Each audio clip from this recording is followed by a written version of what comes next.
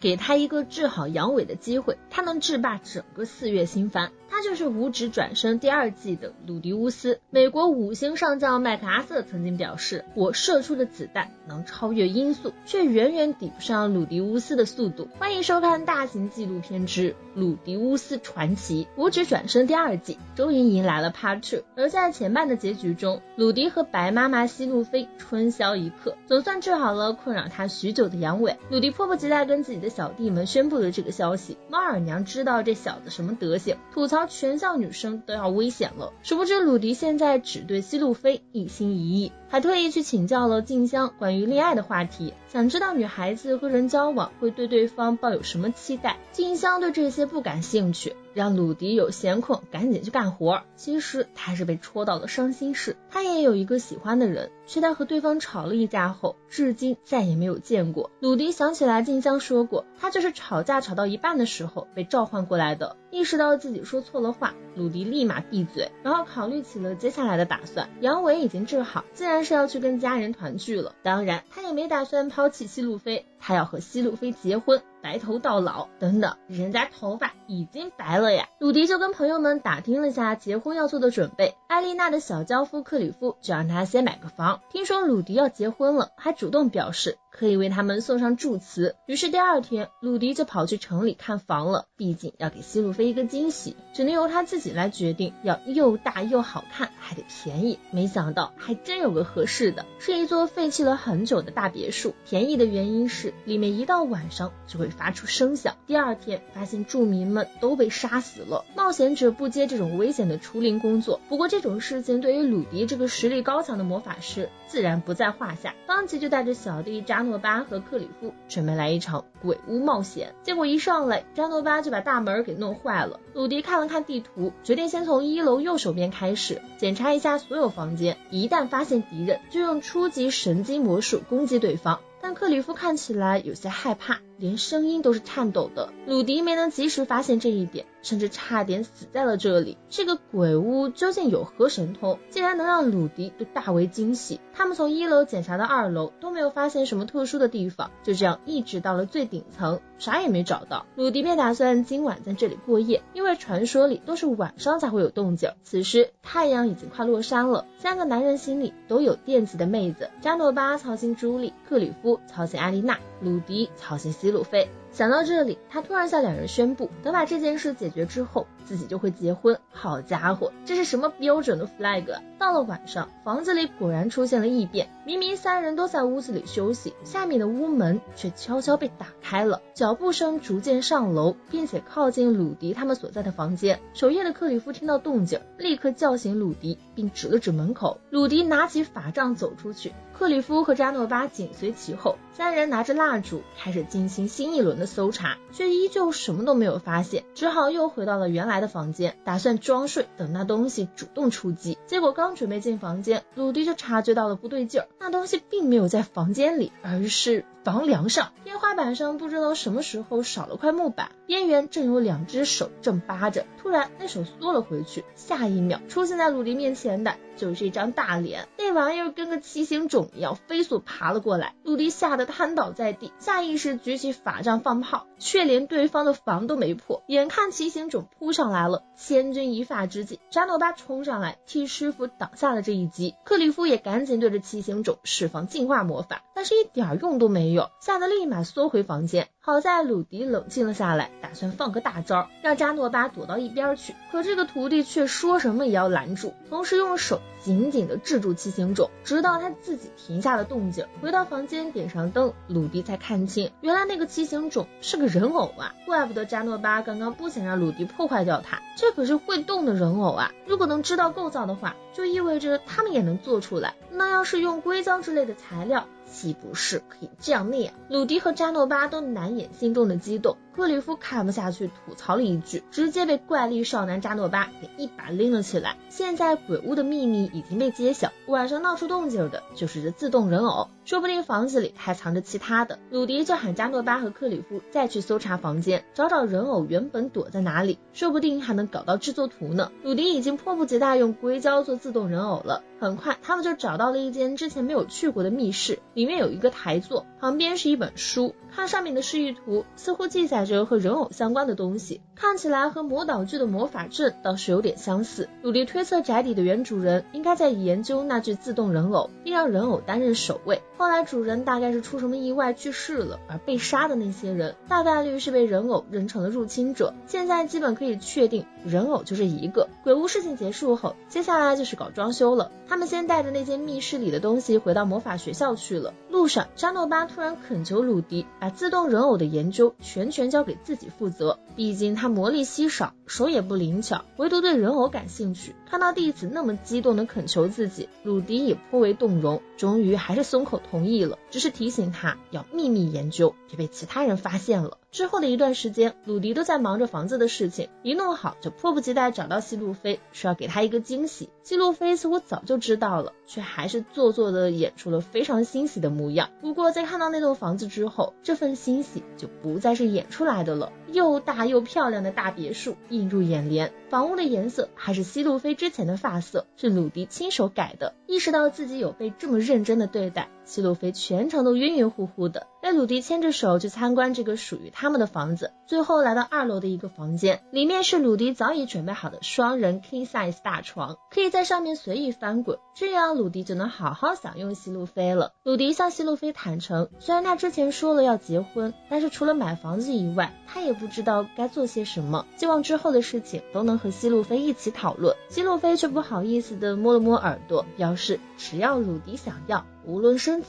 个都行。鲁迪虽然现在就想生，但他们还有各自要做的事情。希路飞要继续担任艾丽尔公主的守卫，需要在这个国家再待2年左右。一提到这个，他就有些愧疚，明明鲁迪为他准备了这么漂亮的房子，他却没办法经常住在这里。鲁迪当然不会责怪希路飞，他爱他还来不及呢。情到深处又忍不住深情告白，请和我结婚。而希路飞只要做自己想做的事情就行了。鲁迪也承诺希路飞自己绝不会再突然消失不见，然后2人一起倒在了那张大床上。鲁迪和希路飞终于要结婚了，房子整理好后，接下来自然就是喜闻乐见的婚宴了。他们打算把各自认识的人全部邀请来，本来鲁迪还想让父亲保罗他们也过来，但距离实在太远了，自己要结婚的信件送过去都不知道要多久以后了。除了这些人以外，鲁迪还邀请了静香，虽然并不觉得他会从那间研究室出来，最后确定最起码会有10多个人会来，2人便去街上准备采购一番。希路飞建议先给鲁迪买身新衣服，还是由他亲自挑的，据说是魔大陆拉奇鼠的皮毛制作而成，价值不菲，但比店员推荐的那2款好看多了。鲁迪也是在心里吐槽了一下价钱，实际还是准备爽快掏钱。没想到一报出名字，店员主动表示可以打折，因为这家店一直被陆克关照着，听到鲁迪跟陆克一个姓氏，自然是得便宜点。紧接着新婚小夫妻又买了别的必需品，毕竟是大喜事儿，鲁迪甚至还想买个大猪头。最后满载而归，回到了婚房，一起美美泡了个热水澡。今天花了太多钱，鲁迪手里的存款都有点见底了，开始考虑要不要去当冒险者再赚点，又担心万一不小心遇难咋办。那希路飞岂不是年纪轻轻就要成寡妇了？希路飞见状就安慰他，艾丽尔公主给他的薪水他都有好好存着呢，做饭他也还可以，简直就是一个完美新娘。当然鲁迪在希路飞心中一直是理想的丈夫。说完这句话后，希路飞就靠到了鲁迪怀里，还情不自禁亲了他一口，一个动作就让鲁迪的小兄弟当场起立，急吼吼的抱着希路飞就迅速冲上楼，把老婆扔到了床上，然后伸出了罪恶的双手。希路飞也只能露出无奈又期待的神情。2人奋战了好几天，终于到了婚宴这天，大部分受邀请的宾客都如约而至，没想到静香居然也来了，不枉费鲁迪特地研制出了薯片。现在还剩下巴迪冈迪没来了。艾丽娜告诉鲁迪，这种活了几千年的人没什么时间观念的，等他过来菜早就凉透了。于是婚宴就不等他了。面对着亲朋好友们，鲁迪难得紧张的说不出话来，好一番酝酿才终于开口，结果立马就被突然出现的巴迪冈迪打断，美其名曰王族就是要在聚会最能让人大吃一惊的时候登场。说完后爽朗一笑，鲁迪也不甚在意，接着刚刚的话说，总之就是宣告自己将与希路飞结婚。说着说着就觉得这些话太生硬了，巴迪冈迪是一点也不见外，说那么多客套话干啥？反正你们俩相爱，并且想得到大家的认可，对吧？事实的确如此，大家也都心知肚明。鲁迪便不再废废话，直接邀请大家举杯相庆。愉快的婚宴终于要开始了，大家度过了快乐的一天之后，艾丽尔要告辞了。离开之前，他问希路菲，鲁迪和这个家跟他想象中的相比起来如何？希路菲毫不犹豫的回答，比他理想中的更棒，而且这里还有澡堂呢。两人唠了几句之后，其他人也相继过来送祝福了。最后静香也不得不过来说了句恭喜。在他正准备转身离开的时候，被希路菲给叫住了。希路菲一直很在意静香当初说和鲁迪是同乡的事情，据他所知，鲁迪从小就跟自己一起长大呀。静香不想说出鲁迪的真实身份，于是撒谎告诉希路菲，只是因为他也会说那个语言，让自己误会了而已。接着克里夫上来以信徒的身份为他们送上了祝词，艾丽娜当然也要祝福这对新人，可话还没说完，他就忍不住泣不成声了。希路菲冷静地问了一句，难道艾丽娜小姐就是我的奶奶吗？好家伙，这是什么混乱的关系？我兄弟的老婆竟是我老婆的奶奶。其实希路菲早就有所怀疑了，他爸曾经说过他奶曾经是保罗的同伴，艾丽娜下意识否认，毕竟自己的名声不太好，但事实上就是因为他的名声，希路菲的父亲才被逐出了大森林。事已至此，艾丽娜再也说不出否认的话。鲁迪也很震惊，他之前确实发现希路菲做的吊坠和艾丽娜的完全一样，却没往这方面想。不过他很快冷静下来，让克里夫带艾丽娜上2楼的房间休息。上楼之前，艾丽娜语无伦次地告诉鲁迪，虽然自己是这个样子，可希路菲绝对是个好孩子，生怕鲁迪会嫌弃自己的孙女。鲁迪赶紧向他保证，自己绝不会因为他而和希路菲分开的。接着又开了句玩笑，让艾丽娜放松心情。吃饱喝足的大家相继跟鲁迪告辞离开。鲁迪和希路菲手拉手目送他们回去，发现艾丽尔公主还没有要走的意思，鲁迪就先带希路菲上楼找艾丽娜了。他的心情已经平复了下来，两个男人出来让祖孙俩能好好聊一聊。下楼的时候，艾丽尔看起来也要走了，但是听说希路菲不在，突然向鲁迪提出请求，想跟他和陆克进行决斗，来一场不用魔术剑与剑之间的战斗。鲁迪虽然不解，却也无法拒绝，毕竟这可是自己老婆的上司。看两人都目光坚定地望着自己，鲁迪只能硬着头皮走了下去。随着公主一声令下，两人同时握着剑冲向了对方。擦肩而过之后，竟是陆克的手被狠狠击打了一下，连剑都飞了出去。但他不甘心的又拔出剑折返回去，却再次被鲁迪击倒。这次鲁迪不给他再次站起来的机会，公主也宣布到此结束。陆克气恼地捶了下地面，艾丽尔则冷静地让部下给他用治愈魔术。经此一战，陆克仿佛放下了什么执念，可以放心地将希路菲交给鲁迪了。不过鲁迪还是很好奇这场决斗的理由是什么。艾丽尔替陆克回答了，只是因为他们都很喜欢希路菲，正因为是生死与共的同伴，所以他们也都有自己的顾虑。鲁迪也听明白了，大概是在测试能不能将希路菲交给自己吧。艾丽尔总有一天要回到自己的国家争夺王位的，要么成王，要么成灰，但他并不希望把希路菲也卷进来。虽然希路菲本人或许并不是那么想的，可是等他有了孩子之后，或许想法就会改变。就算没有，艾丽尔也希望鲁迪能阻止他。话虽然这么说，鲁迪自己都还欠着公主人情呢，他根本没有立场阻止，甚至还想跟过去帮艾丽尔一把。当然，如果鲁迪没有照顾好希路菲，艾丽尔和陆克可是会回来把他夺走的。送走艾丽尔他们之后，希路菲和艾丽娜也聊完了。现在祖孙俩相谈甚欢。当年艾丽娜因为诅咒和本性惹了不少麻烦，所以生下孩子后也不会告诉对方自己的名字，等照顾到孩子长大成人后便会断绝关系，而且希望他看到希路菲的第一眼就知道这一孩子是自己的后代，却没有挑明，生怕希路菲因为自己的名声而受到嫌弃。结果看到幸福的希路菲后却不能自已。鲁迪则很好奇克里夫是咋想的，毕竟自己喜欢的人居然连孙子辈都有了。没想到克里夫更爱了，他心疼艾丽娜的遭遇，下定决心一定要把她的诅咒治好。他希望鲁迪能助自己一臂之力，让自己深爱并且也深爱着自己的女性幸福。鲁迪自然是当仁不让，毕竟艾丽娜现在也是自己的奶奶了。两人就进行了一次男子汉的握手，把奶奶和后爷送走后，新婚小夫妻终于能过上2人世界了。希路菲告诉鲁迪，自己想把头发留长，想加油让鲁迪能一直喜欢自己。说完后，两人手拉手回到了他们的婚房。